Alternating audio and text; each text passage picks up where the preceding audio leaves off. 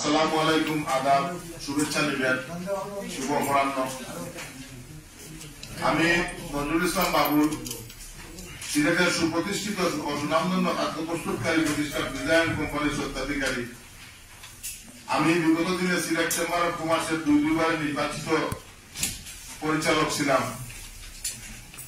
পাশাপাশি রাজনীতির সাথে সম্পৃক্ত ছিলাম। গত বছরের 17 আগস্ট জাতীয় পার্টির চেয়ারম্যানের প্রেরিত পত্রে দলীয় সকল পদ পদবি থেকে পদত্যাগ করেছি। তখন ব্যবসায়িক কাজে যুক্তরাজ্যের লন্ডনে অবস্থান করার বিষয়টি গণমাধ্যম ও সিলেটবাসীকে জানাতে পারেনি। সেখানে আমি অসুস্থ হয়ে পড়ি, লন্ডনে অবস্থান করে চিকিৎসা নিতে হয়। 5 জানুয়ারি সকালে আমি দেশে ফিরেছি। আমার ইচ্ছে ছিল ধীরে সুস্থে আপনাদের সবাইকে দেখে বিষয়টি বলার জন্য। আমি 20 জুলাই 2024 লন্ডনে যাই এবং 17 আগস্ট আমি বৈষম্য বিরোধী ছাত্র আন্দোলনের সঙ্গে ঐক্যমত পোষণ করে আমি জাতীয় পার্টির সমস্ত পদ পদবি থেকে আমি পদত্যাগ করি। কারণ আমি দেখেছি যে জাতীয় পার্টি বৈষম্য বিরোধী ছাত্র আন্দোলনের পক্ষে কোনো কাজ করতেছে না, সেই জন্য আমি পদত্যাগ করি। সাংবাদিক বন্ধুগণ, সম্প্রতি একটি ঘটনার সাথে অনেকেই আমার সাবেক রাজনৈতিক পরিচয় জড়িয়ে সংবাদ প্রচার করছেন। কয়েকটি গণমাধ্যমে প্রচারে প্রকাশ করা হয়েছে গত শুক্রবার 24 জানুয়ারি, আপনারা সবাই জানার কথা, বাগজুম্মা সাগরদিঘির পাড়ের মৎস্য ভবন সংলগ্ন একটি জায়গা আমার নেতৃত্বে দখলের চেষ্টা করা হয়েছে। সবিনয়ে সাংবাদিক বন্ধুদেরকে জানাচ্ছি, প্রকৃতপক্ষে ঘটনাটি সঠিক নয়। সাগরদিঘির পাড়ের জায়গাটি দখলের চেষ্টা করা হয়নি, বরং দখল মুক্ত করা হয়েছে। জায়গাটি সিলেটের একটি চিহ্নিত ভূমিরেখু চক্র দীর্ঘদিন ধরে গ্রাস করার পায়তারা চালিয়ে আসছে। তারা সেখান থেকে একটি একতলা বাসায় নিজেদের টর্চার সেল তৈরি করেছিল, যেটা সিলেটের আয়নাগর নামে পরিচিত ছিল, যা বিভিন্ন গণমাধ্যমে সংবাদ হিসেবে প্রকাশিত হয়েছে। এমন কোন অপরাধ কর্মকাণ্ড নেই, সেখানে সংঘটিত হয় নাই। আপনারা জানেন যে এই জায়গাটি হচ্ছে সিলেটের মৎস্য অধিদপ্তরের জায়গা। সেটা নিয়ে মামলা চলতেছে, হাইকোর্টে মামলা চলতেছে এবং মামলা চলাকালীন সময়ে তৎকালীন ফ্যাসিস্ট সরকারের আমলে আমরা দেখেছি এসটিএস গ্রুপ নামে একটি গ্রুপ তৎকালীন বাণিজ্য মন্ত্রী টিপু মুন্সির সাথে আঘাত করে এই জায়গাটি 16 বছর দখল করে রেখেছে। আমরা এলাকাবাসী কিছুই বলি নাই, এই কারণে কিছু বলি নাই যে ওখানে ওরা 16 বছর কিছু নির্মাণও করে নাই, কোনো কিছু করেও নাই, শুধু সিকিউরিটি দিয়ে ওরা রেখেছিল। এই জন্য এলাকাবাসীর কোনো সমস্যা হয় নাই। একটা সাইনবোর্ড টাঙিয়েছিল, হাইকোর্টের মহামান্য হাইকোর্টের রায়ের বলে ওরা এখানে আসছে এবং কোন ঝামেলা যেহেতু হয় নাই, আমরা এলাকাবাসী সেই জায়গায় আমরা কোনো প্রতিবন্ধকতা সৃষ্টি করে নাই, খুবই শান্ত থাকি আমরা। আপনারা সবাই জানেন বৃহত্তর সাগরদিঘির পাড় একটি অভিজাত এলাকা এবং এই এলাকায় এই অবস্থা আমরা মেনে নিতে পারি না। সম্মানিত সাংবাদিক বন্ধুগণ, আপনাদের নিশ্চয়ই জানা আছে আমি বিগত দিনে তাঁতি দলের সাথে সম্পৃক্ত ছিলাম। সিলেট মহানগর তাঁতি দলের সিনিয়র সভাপতির দায়িত্বে আমি ছিলাম। এ কারণে 2018 সালে লামাবাজার এলাকার একটি গায়েবী মামলায় আমাকে আসামি করে গ্রেপ্তার করা হয়। আমি 1 মাস কারাগারে ছিলাম। আমি বিএনপি করানোর লোক, আমি শুরু থেকে বিএনপি করতাম। এরপরে আমি যখন পদ পদবিতে আসি, আপনাদের কাছে ফটো দেওয়া আছে, ইলিয়াস ভাই যখন গুম হয় তখন রাজপথ আমরা দখলে রেখেছিলাম। এই ফটো আপনাদেরকে দিয়েছি, ফটোর মধ্যে আমার পিকচার আছে, আপনারা দেখবেন আমার পিকচার আছে, ওখানে আমার ছবি আছে। আমরা তখন রাজপথ দখলে রেখেছিলাম তাঁতি দলের পক্ষ থেকে, ইলিয়াস ভাই গুম হওয়ার পরে। কিন্তু অতীব দুঃখের বিষয় যে আওয়ামী ফ্যাসিস্ট সরকার বাংলাদেশের যত বড় বড় ব্যবসা ও শিল্প প্রতিষ্ঠানের মালিকদের টার্গেট করে জোরপূর্বক মামলা হামলার ভয়ভীতি দেখিয়ে আসামি বানিয়ে আওয়ামী লীগের রাজনীতিতে সম্পৃক্ত করতে বাধ্য করে আমি আওয়ামী লীগে সম্পৃক্ত হতে রাজি না হওয়ায় তারা আমাকে বই বিধি দেখিয়ে জাতীয় পার্টিতে যোগদান করাতে বাধ্য করে। তাই একটা পর্যায়ে আমি আমার ভবিষ্যৎ নিরাপত্তা, ব্যবসা প্রতিষ্ঠান সুরক্ষা, 2000-এরও বেশি শ্রমিক আমার এখানে কর্মসংস্থান কর্ম করে খায় ও তাদের পরিবারের কথা চিন্তা করে আমি জাতীয় পার্টিতে যোগদান করি। এবং ফ্যাসিস্ট সরকারের বিভিন্ন সংস্থা দিয়ে আমাকে প্রতিনিয়ত ভয় ভীতি দেখিয়ে আমাকে গুম করা হবে, আমাকে এই করা হবে, সেই করা হবে, আমাকে প্রতিদিন ভয় দেখিয়ে আমাকে জাতীয় পার্টিতে ওরা সম্পৃক্ত করে। তখন থেকে আমি জাতীয় পার্টিতে আমি অন্তর্ভুক্ত হই, কিন্তু আমার কোন কার্যকলাপ জাতীয় পার্টিতে ছিল না বললেই চলে। প্রিয় সাংবাদিক বন্ধুগণ, আপনাদের জ্ঞাতার্থে জানাতে চাই যে জাতীয় পার্টির চেয়ারম্যানের কাছে লিখা আমার পদত্যাগ পত্রে আমি উল্লেখ করেছি আমি নিম্ন স্বাক্ষরকারী মোহাম্মদ নজরুল ইসলাম বাবুর, আহ্বায়ক মহানগর জাতীয় পার্টি সিলেট এবং সদস্য জাতীয় পার্টি কেন্দ্রীয় কমিটি, বিগত 20/7/2024 ইংরেজি তারিখ রোজ শনিবার আমি ব্যবসায়িক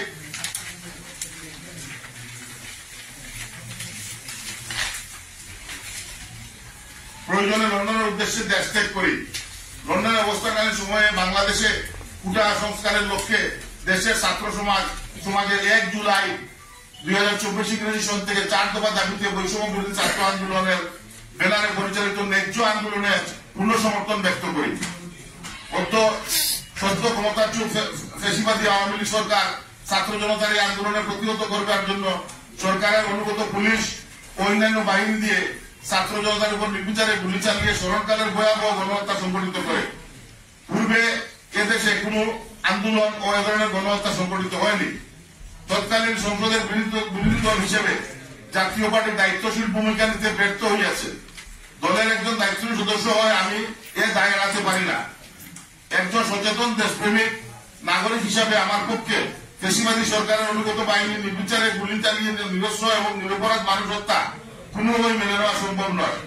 এই ঘৃণ্য অপরাধের প্রতি ধিক্কার জানিয়ে আমি জাতীয় পার্টির সকল দলীয় পদ হইতে পদত্যাগ করিবার সিদ্ধান্ত গ্রহণ করিয়াছি। জাতীয় পার্টির কাছে প্রেরিত পদত্যাগ পত্রের অনুলিপি আমার কাছে রয়েছে। কথিত ফ্যাসিস্ট সরকার তার বিভিন্ন সরকারি সংস্থার লোকজন দিয়ে জোরপূর্বক আমাকে নির্বাচনে অংশগ্রহণ নিতে বাধ্য করে। তারা আমাকে নানাভাবে চাপ প্রয়োগ করে ট্রাম্প কার্ড হিসেবে ব্যবহার করে পাতানো নির্বাচনকে সুষ্ঠু নির্বাচন হিসেবে দেখিয়ে সিলেট নগরের সাথে প্রতারণা করেছে।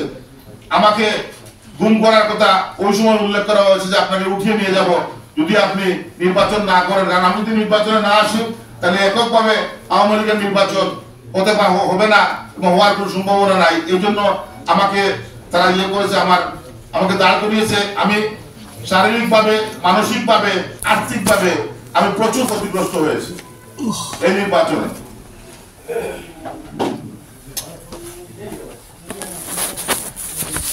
এসব কারণে বিগত সংসদ নির্বাচনে আগে আমি কৌশলে আমার জানমাল, ব্যবসা প্রতিষ্ঠান নিরাপত্তার স্বার্থে তাদের প্রার্থীকে সমর্থন দিয়ে পাতানো নির্বাচন থেকে আমি সরে দাঁড়াই।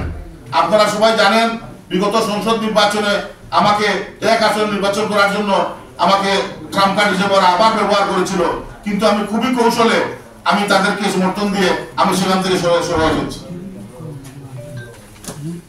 বিগত আওয়ামী ফ্যাসিস্ট সরকারের কত ভয়ঙ্কর তা তো সাংবাদিক সমাজ সহ দেশের আপামর জনতার কাছে এখন পানির মতো পরিষ্কার।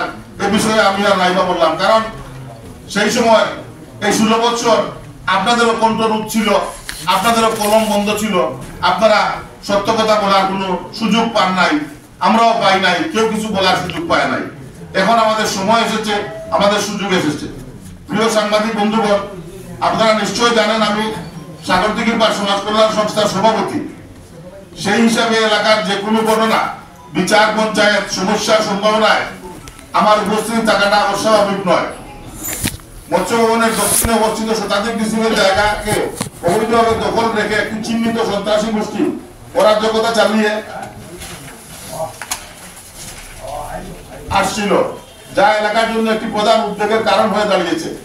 উক্ত জমি দখল করে দীর্ঘ 17 বছর ধরে এসটিএস গ্রুপ নামে একটি গোষ্ঠী অবৈধ উপায়ে কোটি কোটি টাকার সম্পদ আত্মসাৎ করার চেষ্টা চালায়। পরবর্তীতে 2024 সালের 5 আগস্ট সরকার পরবর্তীতে আরেক ভূমিলেখু চক্র গ্রিন সিটি নাম দিয়ে ওই জায়গা দখল করে। তারা সেখানে অস্থায়ী ঘর নির্মাণ করে এবং টর্চার সেল তৈরি করে, যা বিভিন্ন অমানবিক কার্যকলাপ যেমন অর্থ আদায়ের জন্য জিম্মি করা, অস্ত্র ব্যবসা, অদর্শনের মতো অপরাধমূলক কর্মকাণ্ডের কেন্দ্রবিন্দুতে পরিণত হয়। আমার কাছে একটি দর্শন মামলার ওই করে একটি দর্শন মামলার কপি আমার কাছে আছে, যে বাদিনী হয়ে মামলা করেছেন ওই গ্রুপেরই দুজন এখনো জেল হাজতে আছে, জেলে আছে। এমন অবস্থা বোঝায় যে সাগরদিঘি এলাকাটি অস্ত্রবাজি, চাঁদাবাজি, ডাকাতি এবং অন্যান্য সন্ত্রাসী কার্যকলাপের জন্য পরিচিত হয়ে ওঠে। এসব কার্যকলাপ এলাকার নিরাপত্তা ও সামাজিক স্থিতিশীলতাকে চরমভাবে বিঘ্নিত করে। আপনারা সবাই জানেন, আমিও বিদেশে থেকে পত্রপত্রিকায় দেখেছি, নিউজে দেখেছি যে একজন রাজনীতিকে নাকি ওখানে এই করে নিয়ে ওনার কাছ থেকে 25 লক্ষ টাকা নেওয়া হয়েছে এবং ওনার হাতে পায়ের রোগ কেটে, আমি ঠিক জানি না, আমি লন্ডন থেকে শুনেছি ওনাকে আমাদের ওখানে মণিপুরি শ্মশানঘাট আছে ওখানে ফেলে দেওয়া হয়েছিল। এরপরে কি হয়েছে আমি জানি না। জাতির বিবেক, কলম সৈনিক বন্ধুগণ, গত শুক্রবার জুমা নামাজের পর এলাকাবাসীর একটি বড় অংশ মসজিদ থেকে শান্তিপূর্ণ মিছিল করে উক্ত জায়গা দখল মুক্ত করার আহ্বান জানায়। পুলিশের উপস্থিতিতে তারা দখলদারদের জায়গাটি খালি করার জন্য আহ্বান করলে সন্ত্রাসী চক্রটি প্রথমে চাবি হস্তান্তর করতে অস্বীকৃতি জানায়, বরং তারা ভয়ভীতি দেখাচ্ছে এবং ইটপাটকেল ককটেল নিক্ষেপ শুরু করে। এমন পরিস্থিতিতে এলাকাবাসী ঐক্যবদ্ধ হয়ে সন্ত্রাসীদের প্রতিহত করে এবং তাদের পালিয়ে যেতে বাধ্য করে এবং জায়গাটি দখল মুক্ত হয়। এই পুরো দখল মুক্ত করণ প্রক্রিয়া এলাকাবাসীর অনুরোধে সাগরদিঘির পাড় সমাজ কল্যাণ সংস্থার সভাপতি হিসাবে আমি নজরুল ইসলাম বাবুল নিঃস্বার্থভাবে সহযোগিতা করেছি। এখানে আমার কোন ব্যক্তিগত উদ্দেশ্য ও লক্ষ্য ছিল না, বরং আমরা চাই এই স্থানটি বৃহত্তর সাগরদিঘি পাড় এলাকার সর্বস্তরের কল্যাণে এই জায়গাটির ব্যবহার হোক। জাতির বিবেক সাংবাদিক সমাজ বৃহত্তর সাগরদিঘি পাড় সুরমা আবাসিক এলাকা, বাগবাড়ি এবং সর্বোপরি 9 নম্বর ওয়ার্ডের অধিবাসীগণ সম্মিলিতভাবে দাবি হচ্ছে মৎস্য অফিস সংলগ্ন দখল মুক্ত ভূমি আমাদের এলাকায় একটি গুরুত্বপূর্ণ স্থান হিসাবে বিবেচিত। তবে অতীতে এই জমিটি একাধিকবার ভূমিলেখু চক্রের দ্বারা দখল ও অবৈধ কার্যকলাপের জন্য ব্যবহৃত হয়েছে, যা এলাকাবাসী শান্তি শৃঙ্খলা চরমভাবে বিঘ্নিত করেছে। ভবিষ্যতে ভূমিলেখু চক্রের পুনরায় এই জমি দখলের আশঙ্কা রয়েছে। এই ধরনের ঘটনা এড়াতে এবং এলাকার শান্তি শৃঙ্খলা নিশ্চিত করতে আমরা উক্ত জায়গায় একটি স্থায়ী বা অস্থায়ী পুলিশ ক্যাম্প স্থাপনের জোরালো দাবি জানাচ্ছি, যতক্ষণ পর্যন্ত এই জায়গার আসল মালিক না পাওয়া যায়। পরিশেষে আমি আপনাদের অনেক সময় নষ্ট করলাম। আমি আশা করব আমার উপরোক্ত বর্ণনা বিবেচনা করে আগামী দিনগুলিতে আপনারা সবাই আমাকে সহযোগিতা করবেন। ধন্যবাদ।